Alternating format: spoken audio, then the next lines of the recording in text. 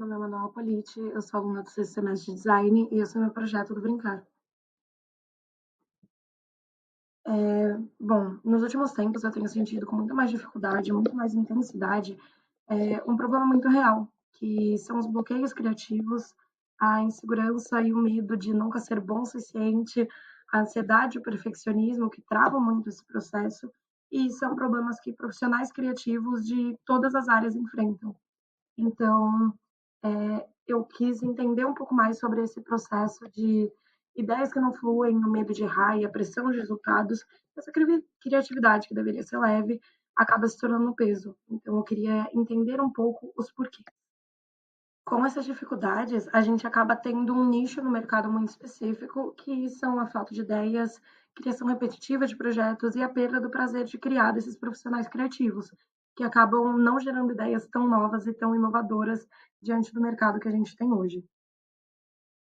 Como conceito, eu queria trazer uma vontade simples, resgatar o brincar como uma ferramenta criativa. Então, lembrar que a curiosidade, a imaginação e o improviso são partes fundamentais do ato de criar.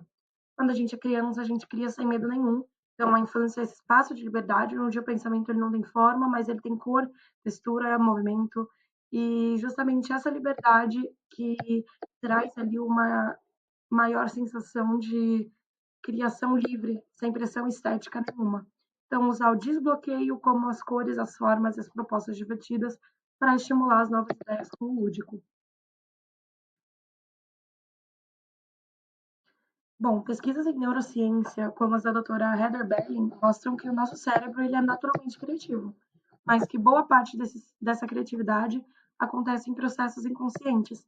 Então, quando a gente está em estado de brincadeira, relaxamento ou meditação, a área crítica do cérebro ela vai desacelerando e é nesse espaço de liberdade mental que as ideias surgem. Então, muitas vezes a gente pensa, nossa, mas eu tenho ideias incríveis enquanto eu estou no banho, e é por isso, porque o seu cérebro está descansado. Ou seja, quanto menos medo, mais criatividade. E o brincar, de uma certa forma, ele é uma prática de neurocriação, porque ele desbloqueia esses gatilhos de criatividade que a gente não tem quando a gente está muito fissurado naquilo que a gente tem que fazer todos os dias para produzir.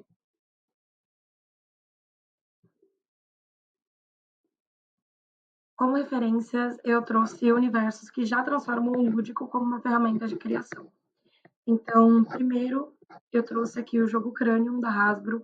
Ele é um jogo que estimula diversas áreas criativas e habilidades práticas também.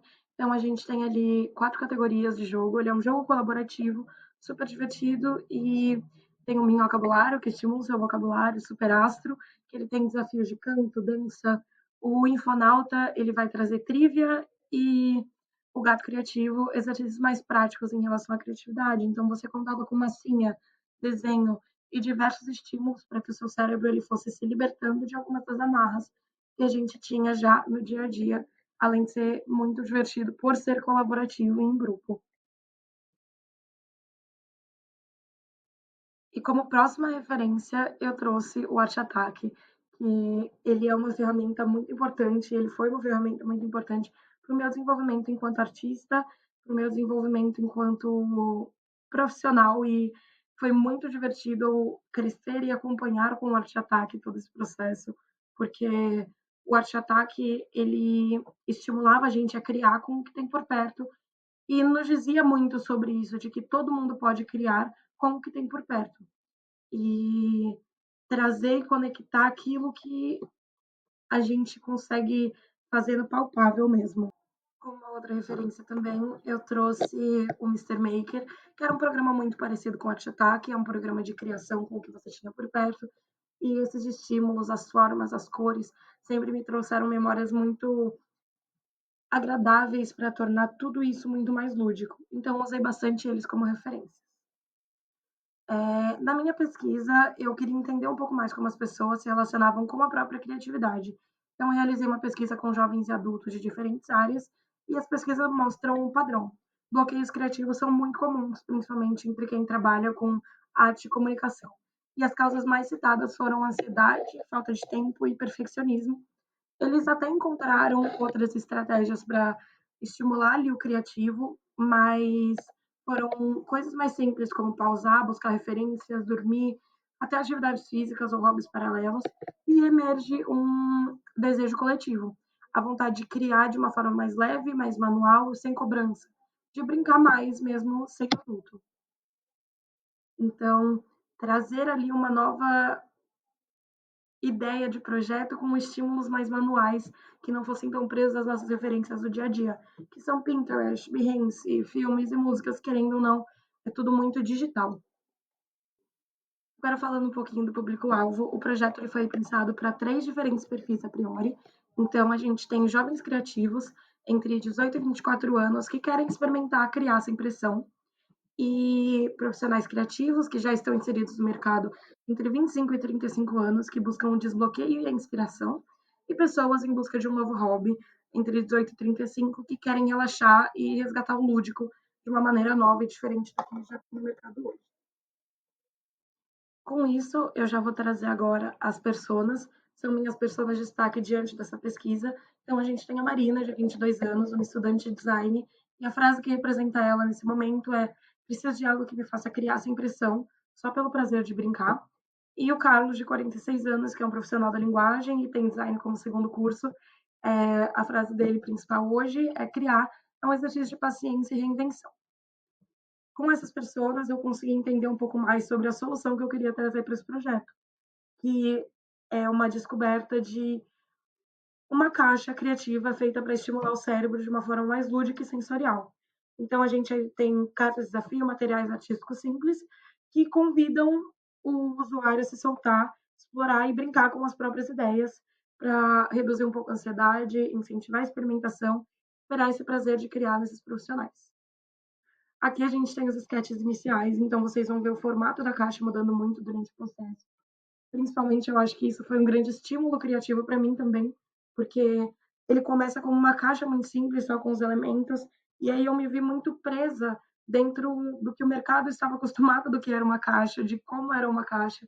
Então, foi um processo de desenvolvimento ali. Vocês veem o nome Lúdica também, que era o nome inicial do projeto, e foi muito legal de acompanhar essa transição. Agora, trazendo um pouco do porcótipo, o formato final, ele é em formato de giz, vocês veem a tampa, vocês veem a gavetinha ali, e esse é o formato mais volumétrico que eu consegui fazer.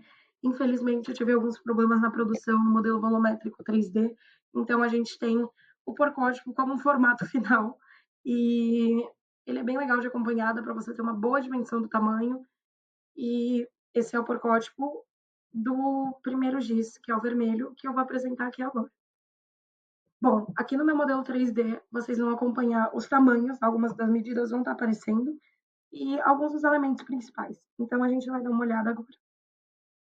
No formato do tubo, que ele é praticamente como se fosse um estojo, mas ele é um tubo onde tem essa tampa, a gente tem uma gavetinha ali onde se encaixam as cartas, e vocês vão poder ver ali nos mockups também, que dá para entender um pouco melhor o sentido das coisas. A gente tem a tampinha que vai dentro da tampa do giz, e cada uma dessas coisas elas vão se encaixando para que tudo vire uma única peça. Aqui você tem a gavetinha. A gavetinha ela é rotatória, então as cartas ficam aí e você dá uma giradinha. Nesse modelo aí do lado, vocês podem ver esse modelo com a tesoura, a cola, só para entender um pouco mais de como as coisas se encaixariam ali dentro. E esse é o formato do vermelho no modelo 3D. Logo ao lado, a gente tem o giz amarelo. Vocês podem dar uma olhada na angulação da pontinha do giz, é 100% proposital. Então, a gente tem a ideia de trazer esse desgaste, esse uso, até para mostrar essa ideia de que é normal a gente trocar ali com o tempo e você está realmente estimulando as coisas ali. Você está criando e por isso o seu giz está desgastado. Então a gente tem o vermelho, o azul e o amarelo.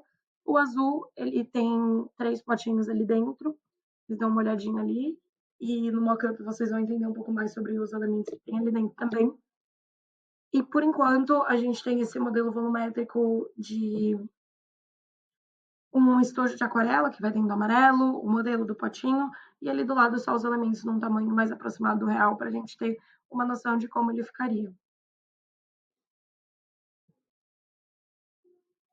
Por último, a gente tem o modelo dos três juntos, das três caóticas, que são os meus giz de cera, são esses cubos, e que, como um conjunto, eles fazem muito sentido por serem um projeto de estimular cada um três áreas diferentes. E vocês vão entender agora um pouco mais nos mockups, que é a hora que eu vou apresentar para vocês o projeto em si.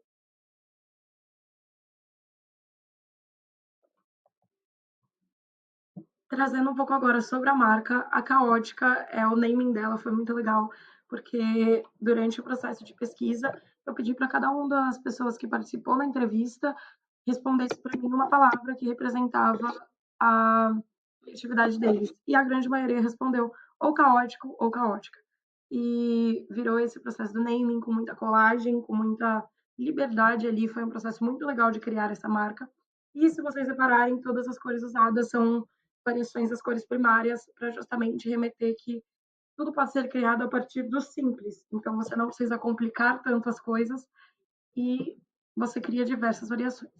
Como primeira variação, a gente tem a caótica bagunça, com 10 cartas de desafio faz aí, que ficam ali na gavetinha. A caótica bagunça, ela é feita para estimular um pouco mais o mão na massa, conectar o corpo ao processo criativo com atividade de colagem, modelagem e construção. Então, as cartas com o desafio do faz aí tem basicamente essas coisas.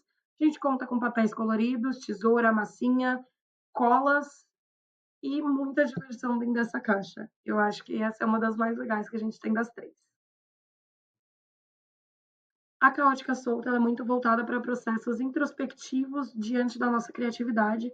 Então, ela traz 10 cartas do Fora da Caixa, que vão trazer coisas mais como escreva sobre a sua infância, escreva sobre você, escreva sobre seu processo criativo, até para a pessoa estimular o processo criativo, mas desde o intrínseco, entender um pouco mais de si antes de colocar ao mundo. E ela conta, além das cartas do Fora da Caixa, a gente tem um kit de aquarela com pincéis e um estojo de aquarela. Por último, a Caótica Surto, que é a mais caótica de todas, ela conta com as cartas do Libera Geral. Então, são desafios de improviso, resgatar a criança interior, se divertir, rir bastante. Então, a gente tem elementos muito divertidos e palpáveis, como fitas coloridas, googly eyes, então esses olhinhos que você vai colando em qualquer lugar, e os pompons, justamente para você criar uma coisa que possa não ter pé nem cabeça, mas que foi divertido criar. Por último, vocês veem o kit da Caótica, e é muito legal acompanhar esse processo e também ver a diferença dos tamanhos e os formatos. E eu espero que vocês tenham gostado. Esse foi o meu projeto. Muito obrigada.